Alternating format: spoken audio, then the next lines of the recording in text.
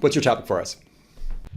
Yeah. So my colleague Amanda Natividad, who runs marketing for SparkToro, so she kind of coined this phrase to describe the universe that we're living in, the last like especially 5 years in tech, which is a zero-click world, right? So essentially, you can see the studies that I did, for example, a few years ago about, Google moving to a zero-click format, the number of searches that end without a click increasing and increasing and increasing.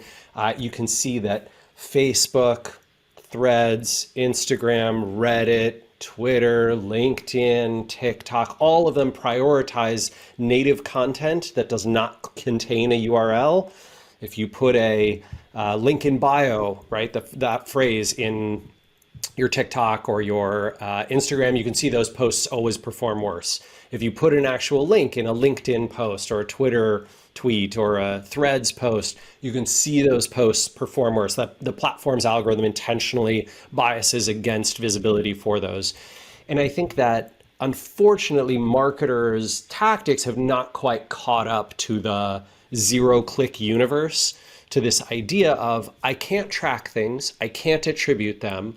All I can do is get the measurement from the platforms themselves. How many people watched my YouTube video? How many people saw my TikTok? How many people, engaged with my LinkedIn post, whatever.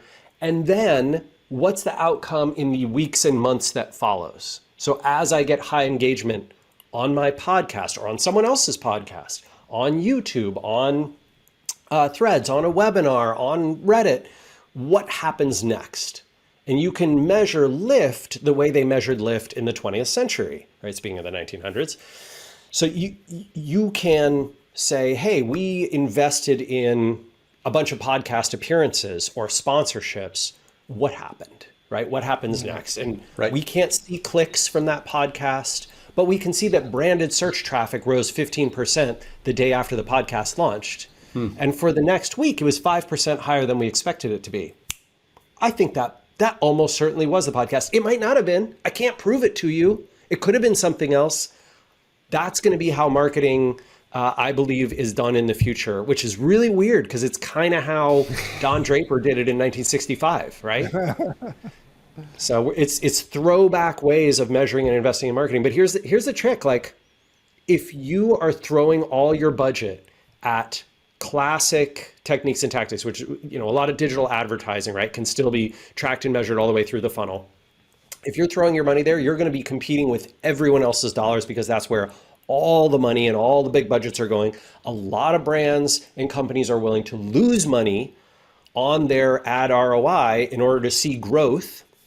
So you're going to be competing with unprofitable businesses. I think all the gems, all the opportunity, all the best stuff is in the hard to measure and unmeasurable zero-click world. Interesting. So you're not just saying that clicks are. We've learned from you for years, and you presented data when no one else did about the reduce in click-through rates and the decline in organic website traffic from whichever medium. But you're now saying, I haven't heard this before. You're saying that is actually where the action is. Yes, I'm saying you should go do marketing in those clickless places. I will tell you that for SparkToro, we have never had better results from a marketing investment than native LinkedIn video. That's like our number one performing channel, and I can't prove it. I can't, right? All I can say is thousands of people watch these videos, tens of thousands of people watch these videos, and over the weeks that followed, we saw an increase in conversion rate, in free signups, in people resubscribing to the product. And oftentimes when I look in the comments and the likes, I see the identities of the same people who signed up. So you tell me, like, I think what's going on is those videos are getting watched and engaged with. When they see a few of them, they're like, you know what, I got to try this SparkToro thing. They come to SparkToro.com probably through a Google search, right? Sure. Branded search for our name. Often, yeah. Which, you can see lift in that number as well, but if I counted that as SEO or PPC, I'd be an idiot, right? Like, I know that's not where it's coming from. It's not because I put a bunch more keywords on direct traffic. Yeah. Right? So Yeah. that process, I think, is not well understood by marketers. Almost no one even has a name for investing in that, right? Like, I'm going to do native social and source of influence content. I'm going to go find what my audience pays attention to. I'm going to be present in those places, and then I'm going to measure the lift from it, and then I'm going to keep doing that based on where I see lift happening. And I'm going to, this is the craziest part. You remember that old, I think it's a quote from like the 1970s or something, where the marketer, some CMO says, half our advertising budget is wasted, That's but I don't know which half. the department store founder Wanamaker. It's Yeah, from the 18. Wanamaker. It might be like early 1900s. That's a Wanamaker. Awesome. That's a quote from like the early days of like Marshall Field and Richard Sears and Wanamaker. Yes, it's My advice, Andy, you should waste half your marketing budget. Not, play the game, just get on the board. Yeah. yes, I am telling you that, for example, this is, to cast no aspersions on any particular podcast. I say yes to a lot of podcasts and webinars and appearances, and I am confident that half of them go to like 50 people and 2 of them visit SparkToro, and I really should have used that hour better. And you know what? I'm cool with that, because some of those episodes, and I can't predict for sure which ones, but some of them are going to pop. Some of them are going to have, incredible reach. Some of them are going to go much bigger than that series usually does. There's going to be some clip that sort of goes viral on LinkedIn or Twitter or Threads or whatever, on YouTube, right? And it's going to mean that SparkToro is heard by 10,000 people who would not have heard about us otherwise, and all the wonderful brand results that come from that. And if I worked really, really hard to dig into all the metrics I possibly could about every one of these episodes before I said yes to anything, and before I reached out to anybody, I would spend more than that 1 hour. I'll tie it back. So yesterday we had our annual conference, Content Jam, Content Marketing Conference. Lots of AI topics this year. Chris Penn was our first presenter. You may know Chris. Everyone knows Chris. And he's talking about AI, of course, and it comes up like in an era of AI when people are talking to an AI and prompting, looking for a brand or researching a brand, and you want AI to know a lot about your brand. How do you do things in the world that help AI know about your brand? And back in the old days, before choosing a podcast, you might have asked about the number of downloads or the reach, or you might have looked at the show notes and looked at their domain authority. Is there an SEO benefit? But Chris's point is, a mention is a mention, and it all gets ingested. And he said a short blurb on the New York Times is worth less than a long, detailed profile on the East Peoria Evening News, because there's more text on the internet, and it's all weighted equally. So it's an so the AI marketer, and this is AI optimization, I think will be the name of this service. It's basically just being active in ways that produce lots of text that AIs will ingest. That means not on certain platforms, which block AI, just to train it on all those things about a brand. It's strength for your case about like, don't worry about the click, don't worry about attribution, set it all aside for a minute, build a brand, be known, be active, stay out there. So the general point is that what matters if you're optimizing users of AI to learn, to help find interesting, useful, compelling things about your brand, you don't care the number of downloads, the number of views, a lot of these like, social metrics or offsite metrics or domain authority or links or anything like that at all. You want lots of text on the internet about you, regardless of the source. You want it detailed. You want proof points. But yeah, say yes to those podcasts and do those other things for other reasons as well, Rand. I like that perspective. And if there's such a thing, it's called AI optimization. It's like do things that condition the AI. It's that kind of activity. Yep, 100% agree. Yeah. And I think that while they're not disclosed, I think a lot of people that are in the SEO business have always sort of known that like your engagement data that you have even on a specific page, they're analyzing your scroll depth. They're analyzing what things you click on and stuff like that. And so if you're married to these blue links that we just know, and a backlink is a backlink, a mention on a prominent site like you just mentioned is probably the same value as a branded blue link, on these other. I mean, they've been smarter with semantic for years, and so I think it's so funny how like something becomes gospel, and then even when the landscape changes, you're just kind of like you're always married to the old terms that you just know and love. You're still talking about page rank. Well, if we don't care, so let's say I'm considering a collaboration, and currently or 3 years ago, you check the domain authority of the site where the content would live. Today, do you check the terms and conditions to see if they block the AI bots from ingesting that mention? Yeah. Maybe, right? Maybe, this is hey, Reddit said, forget it. We're not going to let the bots come here. Well, then is there less value? Does the marketer care? Do you deprioritize actions there? Yeah, I mean, Reddit is an interesting example, right? Because if they block the bots, what they're probably going to do is package up and sell subreddits one at a time, right? To the large language models. Oh. And so that content is still going to get in there, but it's only going to get in there to the ones that are willing to pay, whoever. Yeah. I mean, Paul Roetzer has a whole conspiracy theory on how while the media is kind of doing some doom and gloom stuff about AI, you're talking about a whole industry that has not made a profit in 15 years. Like, what they're probably going to do is they're going to withhold all of their data from these AI tools. They're going to have almost like a collective bargaining agreement. And then what's going to happen is that all of this news data is going to fill these large language models. And what's going to be crazy is that when AI does something wrong, they're not going to really report it as much because that's where their bread is buttered. And it's really scary that the media and the large language models are sort of in together. I'm not like a big pharma conspiracy theorist, but like my point is they were scared of like, hey, is the media going to call it out when the pharma companies are paying for the ads? Well, take out pharma and put in these large foundational models, maybe they might literally finally get the first payday in 20 years. I mean, it's crazy, but it's not too.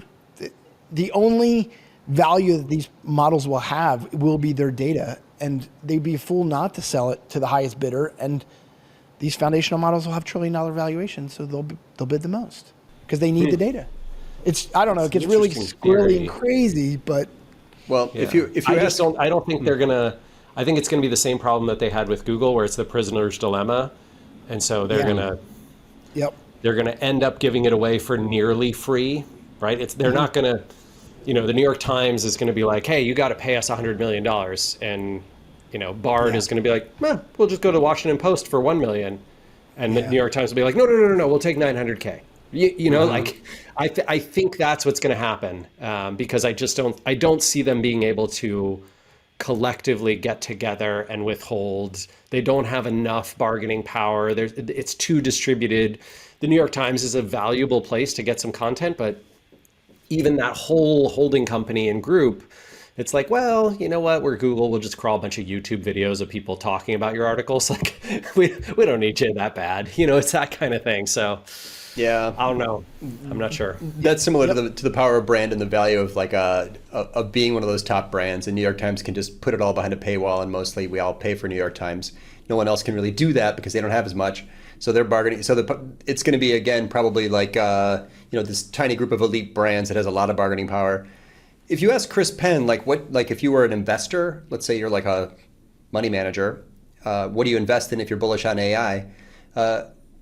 Some people will tell you like certain chip companies.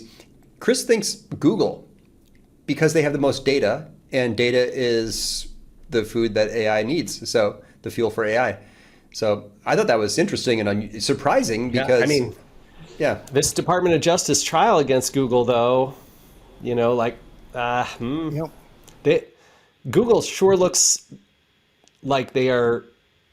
100% guilty, right? And like their arguments, their counter arguments are just awful. They're getting trounced every day in court. Granted, it's the DOJ's witnesses that are being called right now, but the cross-examination makes Google look terrible.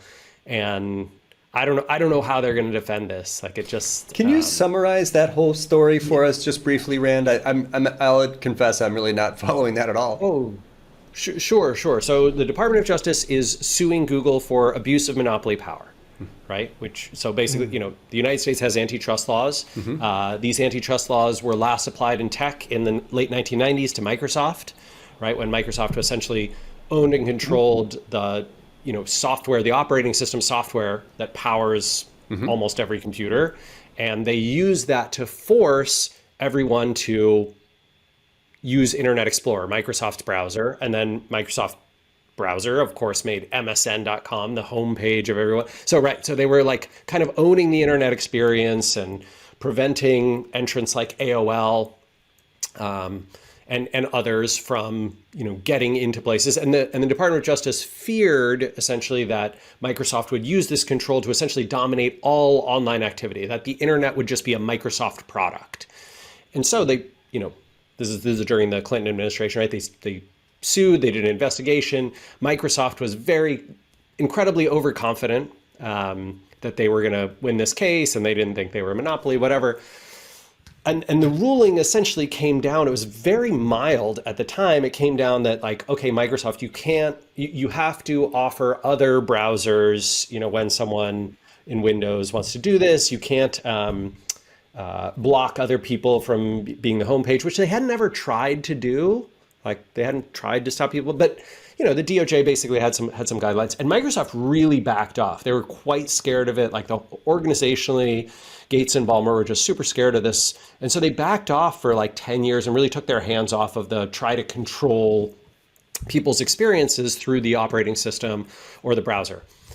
This, of course, let Google and Yahoo and Firefox and all these early tech companies benefit. I think that many people point to that, many smart macroeconomic observers point to that and say that is what allowed the internet to flourish. That is what made Amazon possible, Google possible, hell, Expedia, all of these things possible. And a lot of people argue, myself included, I would argue Google did essentially the same shady thing, maybe shadier, right? So Google pays Apple, of course, every year for 21 years to be the default search engine. They do all kinds of things to restrict your, if you go to Google and you don't have Chrome installed, they're like, hey, you should install Chrome. If you, have an Android phone, all your stuff is Google by default. So there's a lot of real big similarities.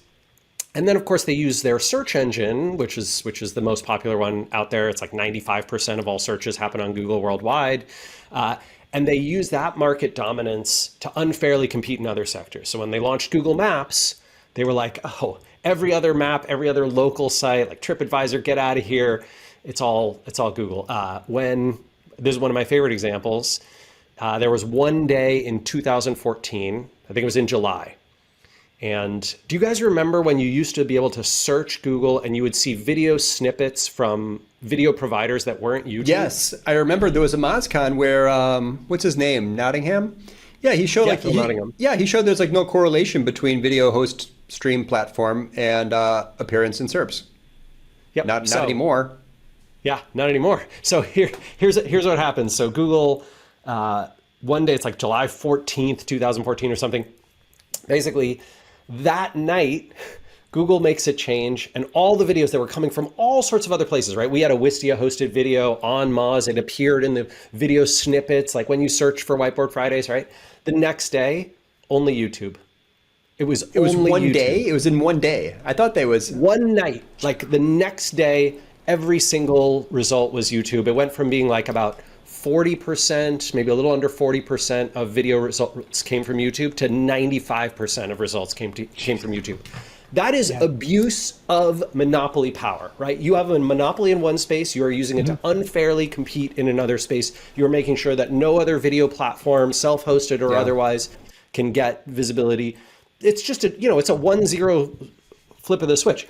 I would argue, I wish that had been one of the center points of the DOJ's case. I'm not even sure they brought it up, but they brought up a bunch of stuff like this, making the point that essentially, Google is a monopoly that's abusing its monopoly power, and therefore a remedy should be taken. That remedy could include fines, which Google would happily pay tens of billions of dollars and just walk away.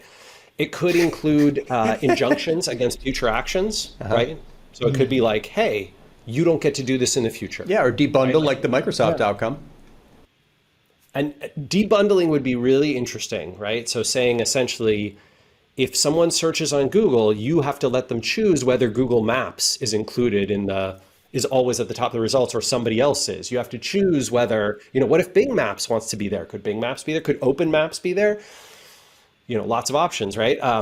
Yeah. So these kinds of remedies, and then the remedy I would love to see, which I'm sure will not happen, but I would love to see it, is Google, you're now 3 companies. Exactly. I think they were planning on this when they started Alphabet, right? That was right around that time. That was like 2015.